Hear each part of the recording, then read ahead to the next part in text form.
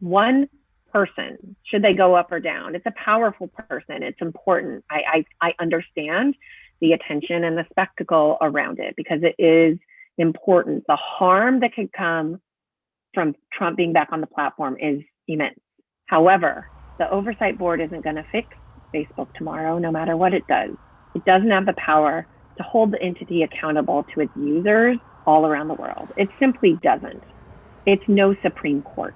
I do think that it's a bit of a sideshow. I understand why it's appealing to some perspectives, but Facebook has many, many people inside its company that make decisions about content moderation policies that adjudicate those policies. They hire contractors both domestically and internationally to assess content on a constant basis. They would prefer that we don't know about that because the existence of human mediated content moderation belies the idea that this can be done effectively at scale and without bias. But of course, it's always going to be impossible to have a computer make these kinds of judgment calls because they're notoriously context dependent. We are seeing orchestrated, organized efforts to spread false information about the vaccine, false information about public health guidelines, to spread racism, to organize violence over Facebook.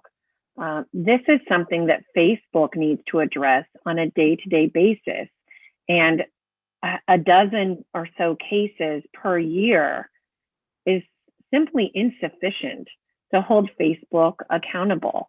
But finally, I think that there needs to be some kind of investigation and potentially legislation or regulation.